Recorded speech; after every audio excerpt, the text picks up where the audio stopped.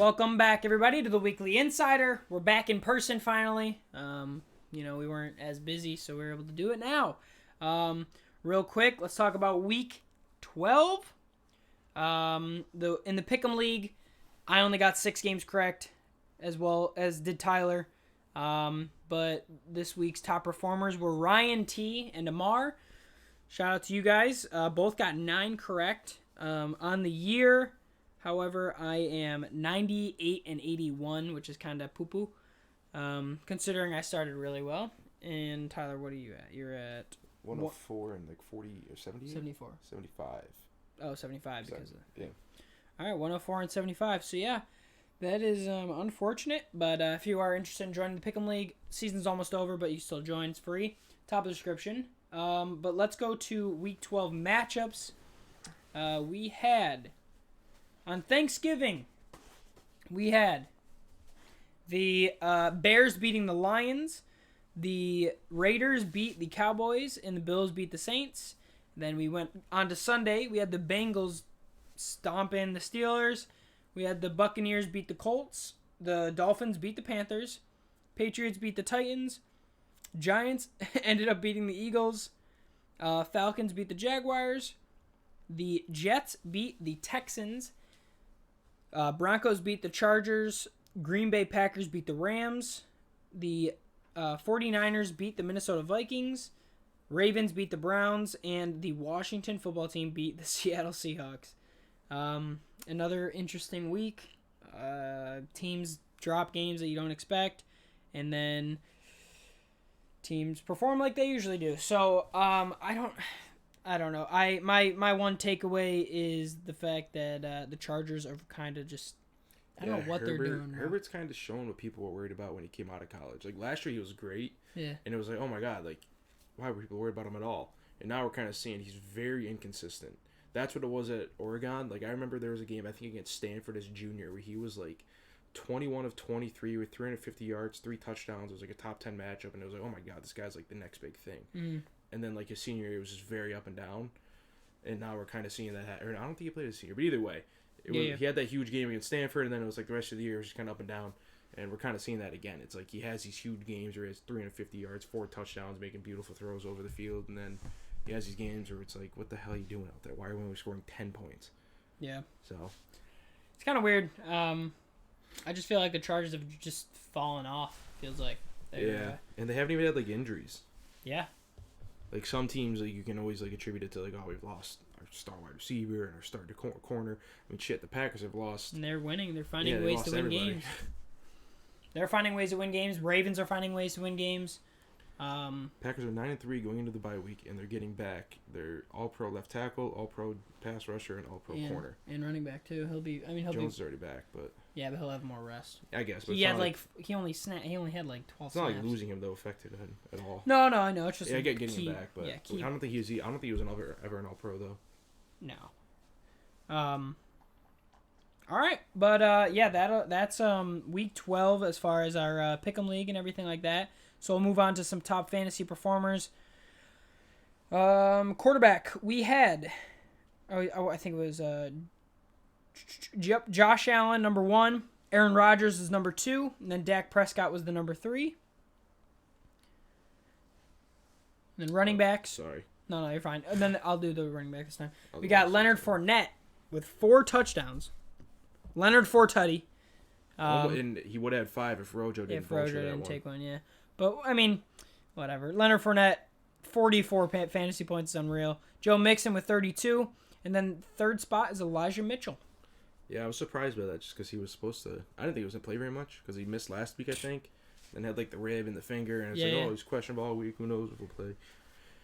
And then I'll do wide receivers and tight ends. Wide receivers, number 3, we got T. Higgins with 23.4. Number 2, who was also the number 4 running back, Cordero Patterson. Only had 2 catches, so it feels weird to count him in with the wide receivers. So you know what? He doesn't count. Adam Thielen, you get in there, 23.2. Adam Thielen's 3rd. And then T. Higgins, number 2. And then number 1, Jalen Waddle, 28.7. Kind of a quiet week from wide receivers. A lot of guys over 20, but really nobody. Obviously, Waddle, number 1 at 28. Only one wide receiver over 23.5. Yep. Odell Beckham finally scored a touchdown in 420 games. Yeah. Or 420 days. Not games. Jeez. Not games. I was going to say, I just saw the stat today that Deebo Samuel, third player ever with 1,000 receiving yards, 5 receiving touchdowns, and 5 rushing touchdowns in the same season. Yeah, there's still a few weeks left. I think his last how many weeks he's had only 8 receptions or something like that. The last 3 games, he's only had 7 catches, but he's run the ball. He ran the ball at 19 least. times. Yeah, I was gonna say about 20. And he's had 4 rushing touchdowns the last 3 games. Ridiculous, bro. It's so ridiculous. He's a good football player. He's literally Cordero Patterson, but like a little more talented and younger. Yeah.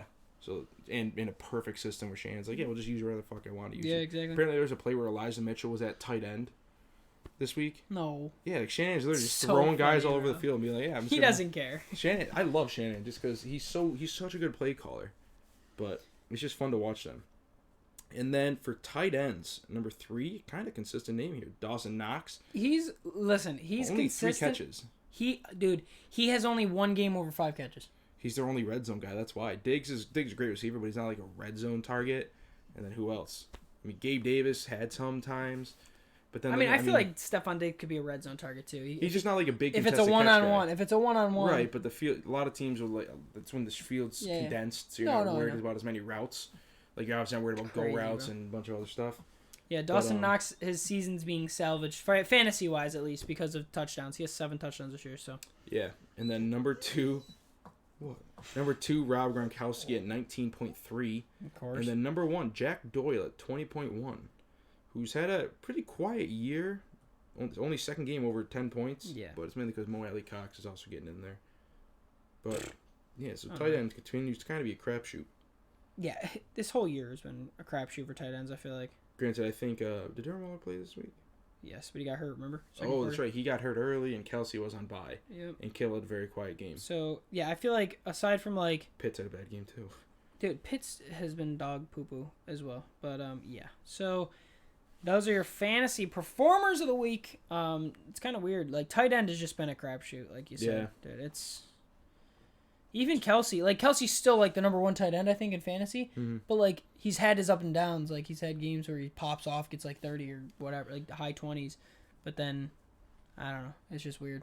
Trying to check it real quick. You know what I saw? Is the number... Oh, yeah, he's still the number 6 running back, Derrick Henry. Oh, yeah, he's freaking And he hasn't played in, 4 weeks now? He hasn't played 4 weeks. Leo. Brother, we're almost done. Oh, they can't even see him on the camera. No, he's cut off. All right, but let's move on to key performances of the week. I'm just going to keep it short. I'm going to go with Leonard Fournette. Guy stepped up big.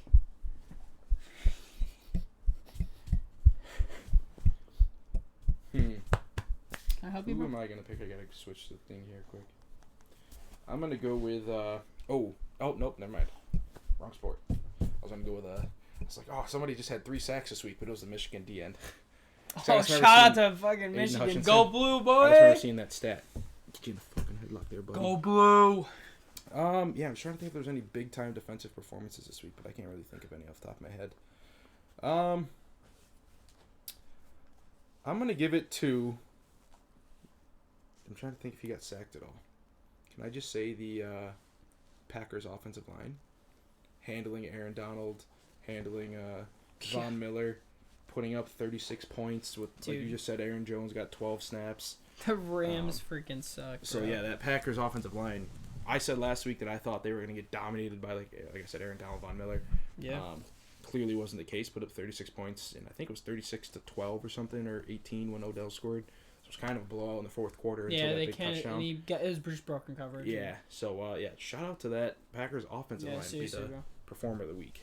Yeah, they Packers look good, man. They're winning without their top players in, so it's interesting to see what's going to happen when they got all their players. Get back. Will they make it to the NFC Championship and lose again? I feel like right now they have to be the Super Bowl favorite. They're just clicking on all cylinders, and they're like I said, they're getting back to Darius Smith, one of the best pass rushers in football. They're only going to get better. Jair Alexander, top 2 corner in the league, and then probably the best left tackle in the league, David Bakhtiari. Yes, sir. So, but yeah. It's interesting. Keep your eyes on the Packers. Good team. Finding ways to win games, bro. Aaron Donald's playing. Not Aaron Donald. Aaron Jones. Not Aaron Jones either. Aaron Rodgers is playing at a pretty high level now. Yes, sir. He struggled early on, but Saw someone say that if he continues to play the way he's playing right now, especially when they get these guys back and they'll likely continue to win games, he'll probably be an MVP candidate again. Oh, probably. Even though early in the year he did not, like, he was playing pretty bad. Yeah, I mean he was playing like middle. Like, he was playing like a good quarterback, but he wasn't playing at the MVP like Aaron level Rodgers last year. Yeah, he's doing this with a broken toe. Whatever. Moral of the story: break your toe earlier. Break your toe, you'll be good. But no, thank you for watching. We'll see you guys tomorrow for our picks. Week 13. It's going to be an interesting one. So drop a like, subscribe, and get ready for tomorrow's episode. Later! Yeah.